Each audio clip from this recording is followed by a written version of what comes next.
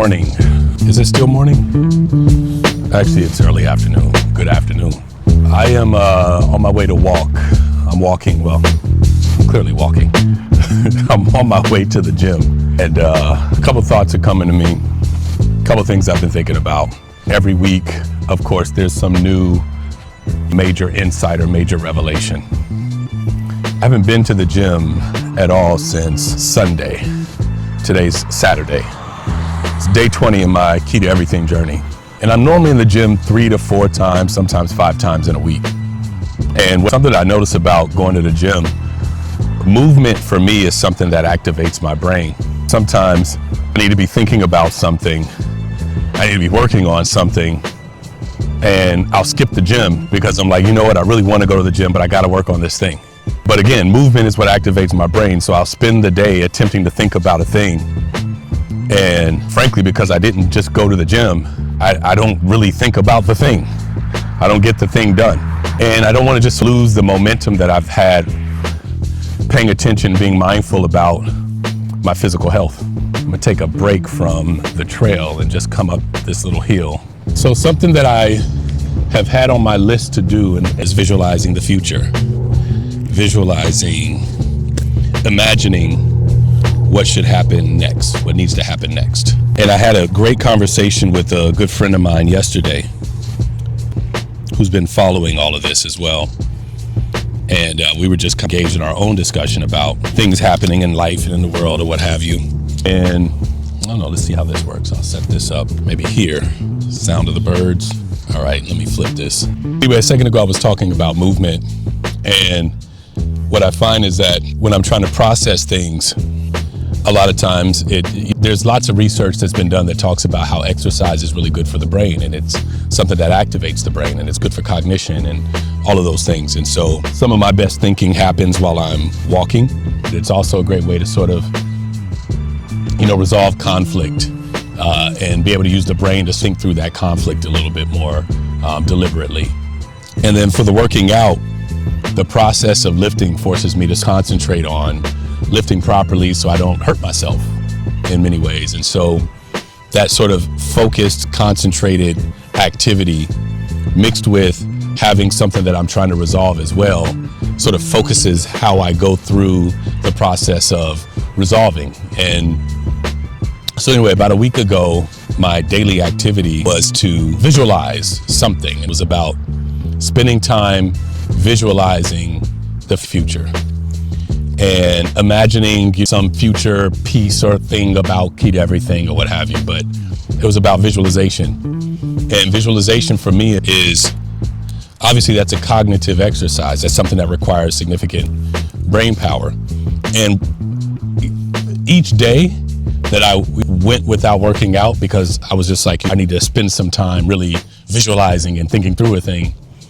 And I was doing that, spending the day trying to visualize and think through a thing, but it wasn't happening. It wasn't coming. And I think part of that is because there's the ignition for me, the igniting activity for that sometimes is movement. And I kept having some sort of mental block towards stopping and visualizing the future. The other thing is I also had some other sort of natural limitations that I was just unclear on. And so last night I'm having a conversation with a good friend of mine, and it just comes to me during the conversation when we were talking about current state, and he kept mentioning status quo, and people prefer the status quo, and people don't want to change the status quo, and people resist change naturally. And so I turned it inward, and I thought to myself, how do I change my status quo? Because my current status quo, my current state is not what I want globally in my life, right? Two things could be true. I'm grateful for where I am, mostly mentally, but physically, psychologically, financially, like there's a number of things that I'm uncomfortable with in my current status quo. But also people don't like to change, and I'm looking at myself in this way. And so as I've walked through this whole Key to Everything process, something came to me last night, and it was just like, how do I change my status quo? I'll read what I wrote down. What psychological, emotional, financial, physical, familial, philosophical, or moral limitations are tying me to my current status quo? Exercise. define or describe my status quo, right? Even if I don't spend a whole lot of time trying to lay it out specifically, understand what it feels like to be in the current state and know that I don't want to be in that anymore. Number 2, visualize and imagine the world and situations experiencing new possibilities. Visualize new possibilities. Visualize a state or a status quo that I want to be in. 3, write or think about how that world feels. Spend time in the moment. Once in the midst of the imagining, the visualization, I'm saying to myself, I should spend time in that moment, feeling what that feels like. Feeling, is it freedom? Is it joy? Is it a combination of those things? Is it contentment? Is it whatever those feelings are? An attempt to first just feel them. Whether or not you even attempt to put a name to it, but be very familiar with that feeling in that visualized or imagined status quo, that other space. 4, take note of your current beliefs that say that future state, if you will, that moment, that status quo that I want to be in. Take note, observe, think about the current beliefs that I have that say that status quo is not possible, not logical, or not feasible for any reason. Especially if I go through the process of overanalyzing and coming up with the risks. Like, take note of all of those things that I'm thinking that essentially are self-talk to convince me that that's not logical, not possible, not feasible for any reason. 5, because I will have taken note of those things, curate inputs that encourage what I want in that future or that different status quo, and the inputs that counter what I believe or know to be in the way of what makes that status quo, that future place, feasible, possible, logical, whatever. Even if in this moment I feel like, because I believe that those reasons that I've come up with, reasons and limitations are the same things, those reasons that I'm thinking about or that are present in my mind, even though those feel more right, have the inputs that counter even those feelings, even if it makes me feel uncomfortable in the present, to accept that those beliefs have counter beliefs and really begin to position all of the inputs in my life, the people that I'm around or spend a significant amount of time talking to or interacting with, the social media, books, videos, whatever, the stuff that I take in that programs and reinforces that future status quo. So I started that activity last night largely because I was speaking to someone else, my friend, and as we were talking about things, I recognized that we couldn't get to the imagining and visualizing part because we were still overanalyzing and talking through whether or not it was the right activity to do, whether or not it made sense for us to spend the time visualizing. We had to determine if it was a psychological, philosophical, or emotional. Are those things bad or wrong? Is it wrong to be content with where you are? We had all of these sort of judgment moments where we were stuck in our judgments and our analysis of the current state and whether or not we were okay in that current state, and essentially whether or not we were allowed, or if it was out of sync with our moral or intellectual or spiritual thoughts or leanings or accepted mores to even consider a future state. Does it go against gratitude to be unsatisfied with where you are? And we were stuck around thinking about that and weren't getting into the actual imagining. And so we did a couple exercises where I went down that pathway and we started to imagine a different future. And one of the things I said was, Monday, he's got to go to work. And it was like, on Monday, I don't like the status quo that on Monday you have to go to work, and maybe you do or don't like the work that you're doing, but we don't have really the flexibility or freedom or resources in this moment to just decide we're not doing that. We're going to go and have a retreat or a conference or a summit and talk to people about how to take power over their lives in some particular way.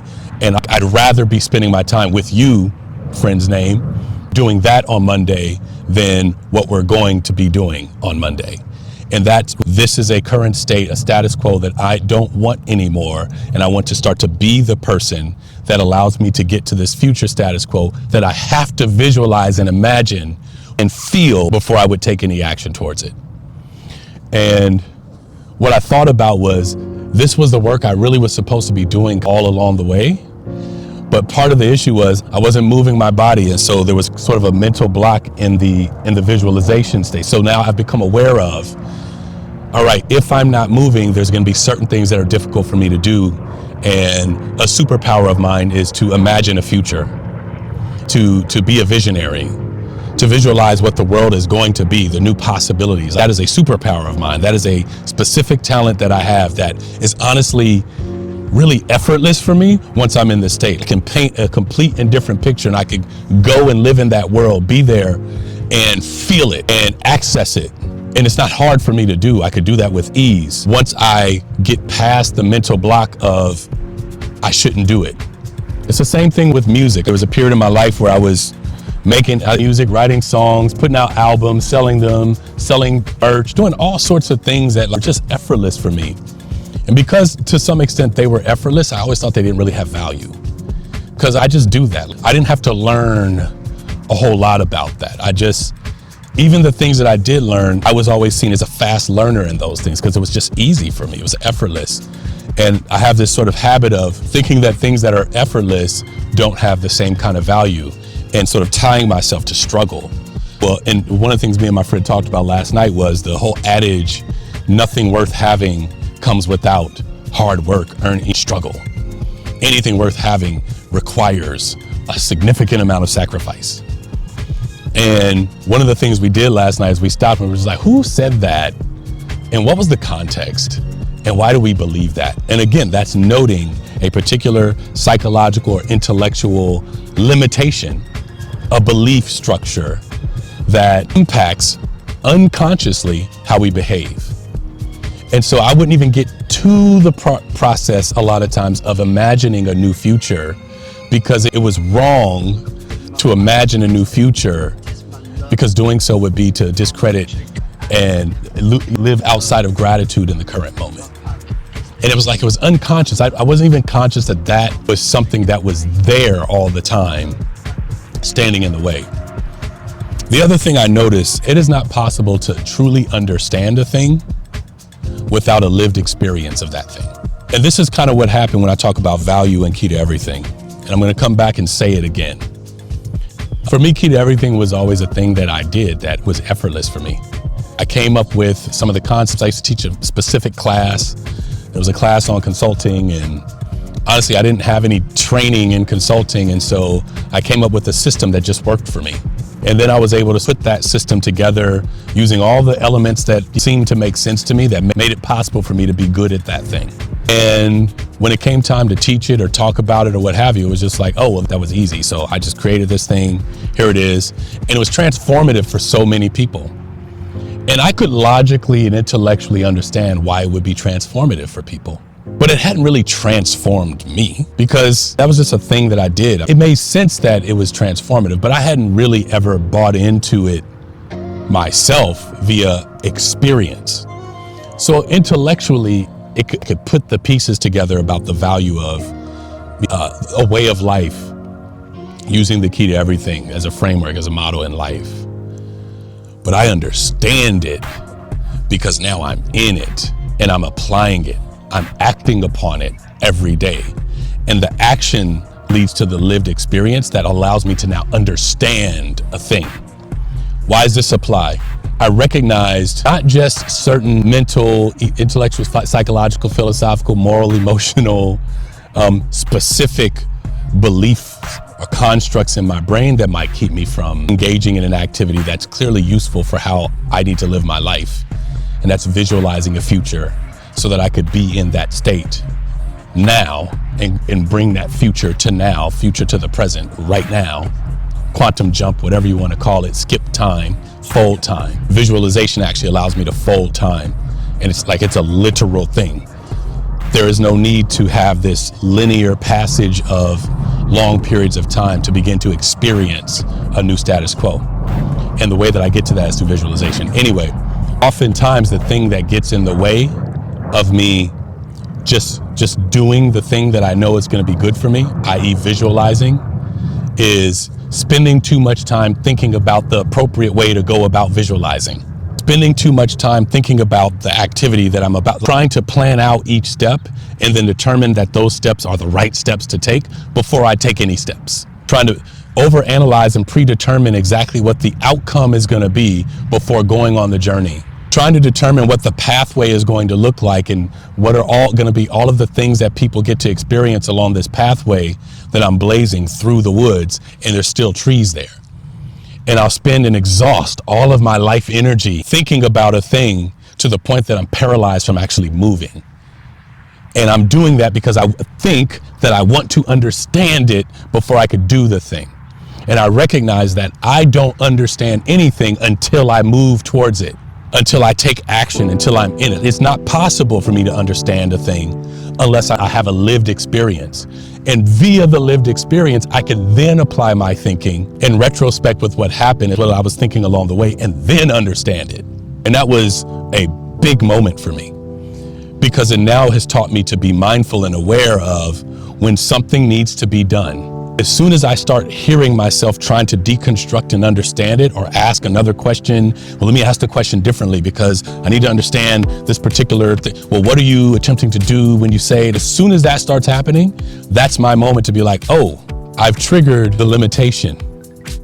I've triggered the response that my body naturally goes into, overthinking it, because I believe that I must understand a thing via my thinking before I can even start to do it.